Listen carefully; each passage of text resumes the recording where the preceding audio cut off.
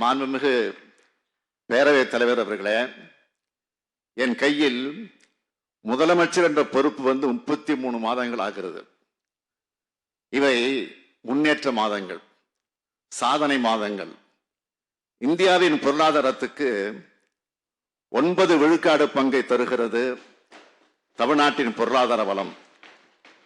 இது திராவிட மாடல் ஆட்சியின் முதல் சாதனை. இந்தியாவின் மொத்த உள்நாட்டு உற்பத்தி ஜிடிபி அளவில் தமிழ்நாடு 2வது இடத்தில் இருக்கிறது.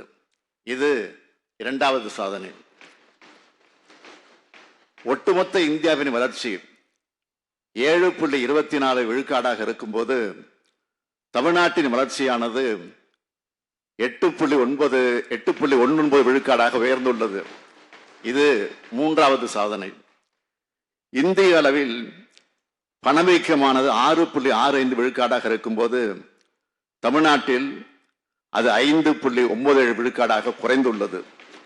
இது 4வது சாதனை. ஏற்றுமதி தயார் நிலை குறியீட்டில் இந்தியாவிலேயே முதல் மாநிலமாக தமிழ்நாடு திகழ்கிறது. இது 5வது சாதனை. மின்னணு பொருட்கள் ஏற்றுமதியில் முதலிடம் வகிக்கிறது.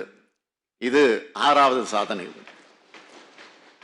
தொழில் முதலீட்டுக்கு உகந்த மாநிலமாக 14வது இடத்தில் இருந்த தமிழ்நாட்டை 3வது இடத்திற்கு உயர்த்தி உள்ளோம். இது 7வது சாதனை. கல்வியில் 2வது இடத்திற்கு தமிழ்நாட்டை உயர்த்தியது இந்த ஆட்சியின் 8வது சாதனை. புத்தாக்க தொழில்கள் வரிசையில் தமிழ்நாடு முதலிடத்தில் இருப்பது 9வது சாதனை.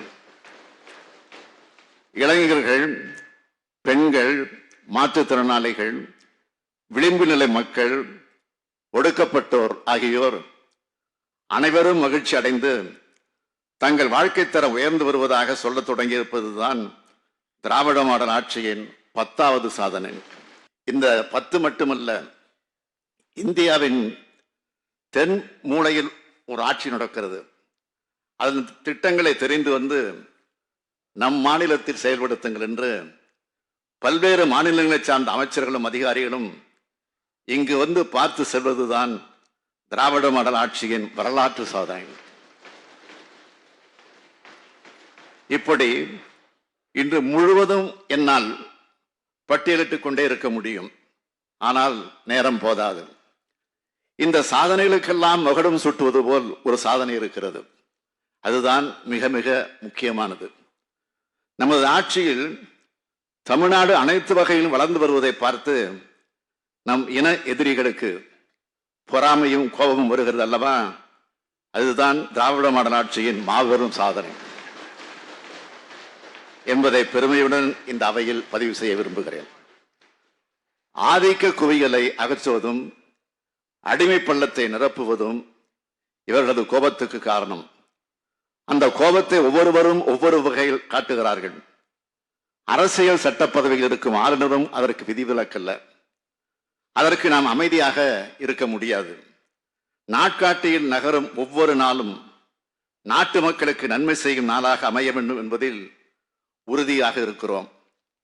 ஒவ்வொரு முறை நான் கையெழுத்து போடும் போதும் இதனால் பயன்பெறப் போகும் லட்சக்கணக்கான மக்களின் முகங்களை பார்க்கிறேன்.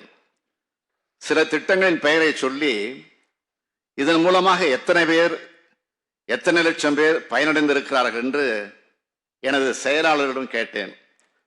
அவர்களின் பதில் எனக்கு மகிழ்ச்சி அளித்தது. மாதந்தோறும் 1000 ரூபாயை கலைஞர் மகளிர் உரிமை தொகையாக 1,15,16,292 மகளிர் பெறுகிறார்கள். விடியல் பேருந்து பயண திட்டம் மூலமாக 445 கோடி முறை பயணித்து பெண்கள் பயனடைந்து வருகிறார்கள். மக்களை தேடி மருத்துவம் திட்டத்தால் பயனடைந்தவர்கள் 1 கோடி பேர். முதலமைச்சரின் காலை உணவு திட்டத்தில் 16 லட்சம் பிள்ளைகள் வயிறார உணவு உண்கிறார்கள். நகைக்கடன் தள்ளுபடி பெற்றவர்கள் 13,12,000 பேர். கூட்டுறவு கடன் தள்ளுபடி பெற்றவர்கள் 1 லட்சம் பேர்.